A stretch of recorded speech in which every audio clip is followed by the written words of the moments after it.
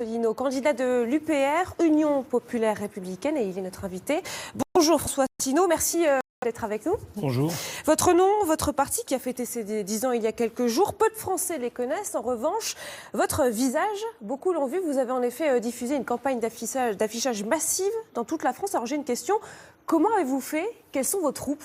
Bien, écoutez, nous avons dépassé les 21 000 adhérents, c'est considérable, et notre mouvement politique actuellement est en très très forte croissance. Toutes ces affiches ont été collées uniquement par des militants, nous n'avons eu recours à aucune société de collage d'affiches. Mais vous savez, je ne suis pas beaucoup connu sur les grands médias nationaux, mais sur Internet, je suis très connu. Notre chaîne YouTube, par exemple, a dépassé les 10 200 000 vues, et notre site UPR.fr est le site le plus consulté de tous les partis politiques français. Alors votre principale mesure, ce sur quoi vous basez tout votre programme, c'est la sortie de l'Union européenne, de l'euro, de l'OTAN. Si on prend un cas concret, la crise qui frappe la Guyane, est-ce que c'est la faute de l'Union européenne là aussi? D'abord, la Guyane est traitée un petit peu par-dessus la jambe parce que c'est une région ultra-périphérique de l'Union européenne. Mais ce qu'il faut surtout savoir, c'est qu'il y a un manque d'investissement public en Guyane comme ailleurs. Il y a un programme, par exemple, de l'État qui avait fixé 500 millions d'euros sur 10 ans, qui n'a pas du tout commencé à être servi à la Guyane. Il faut qu'au même moment, les Français sachent que par l'intermédiaire de l'Union européenne, les Français versent à peu près 300 millions d'euros chaque année à la Bulgarie. Moi, je préférerais qu'on donne 50 ou 100 millions d'euros par an à la Guyane plutôt qu'à la Bulgarie. Voilà ce que je voudrais. Alors le Frexit, donc ce serait la solution. Mais alors, une question encore, les Français en ont-ils envie? Regardez un seul exemple, selon un chiffre d'un dernier sondage, 72% des Français, par exemple, sont contre la sortie de l'euro. Alors, est-ce que vraiment les Français ont envie de sortir de l'Union européenne? Mais écoutez, déjà, il faudrait que le débat ait lieu. Bien sûr, les Français ont peur, puisque tout le monde leur dit que ça serait terrible. C'est exactement ce qui avait été dit aux Britanniques. Ça n'a pas empêché les Britanniques de voter en faveur du Brexit. Moi, je suis le candidat du Frexit, puisque les 10 autres candidats, Mme Le Pen ou M. Mélenchon y compris, ne proposent que de renégocier les traités.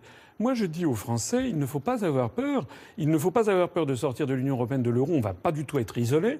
Regardez par exemple la Suisse, qui n'est ni dans l'Union européenne, ni dans l'euro, ni dans l'OTAN, qui est un pays parfaitement démocratique et qui se porte parmi les mieux dans le monde. Regardez l'indice de développement humain du programme des Nations Unies. Alors il y a quand même une raison d'avoir peur. Regardez les effets du Brexit. Vous m'en parlez au Royaume-Uni. Le Brexit qui n'a pas encore été déclenché, il doit l'être à partir de demain. Mais déjà, on peut constater une hausse des prix sur la consommation. Regardez, plus 0,6% en juin, plus 1,6% en décembre, plus 2,3% en février. Ça peut faire peur aux Français. Non, ce qui doit surtout intéresser les Français, c'est que le chômage est tombé à 4,6%, alors qu'en France, il est à 10,6%.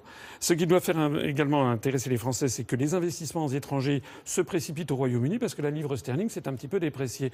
Nous avons, des études qui montrent que si la France sort de l'euro et si le franc se déprécie d'environ 10%, on peut créer à peu près 2 millions d'emplois, faire baisser de 2 millions le nombre de chômeurs en France. C'est tout à fait considérable. C'est enfin la vraie solution au chômage en France. Une autre de vos mesures, c'est la nationalisation. Il s'agit, vous parlez d'organiser le retour à la nation.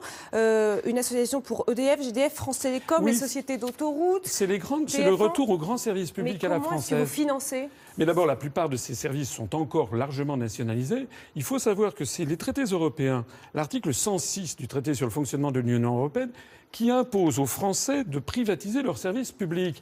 Moi, je ne veux pas qu'on privatise les grands services publics à la française, et je suis persuadé qu'énormément de Français ne veulent pas que la Poste, que la SNCF, que EDF, que GDF, et que les grandes sociétés d'autoroutes soient privatisées. Voilà, je veux rendre aux Français leur patrimoine national. Merci beaucoup, François Asselineau, d'avoir été l'invité de ce 12-13. Une autre question, comment réduire le déficit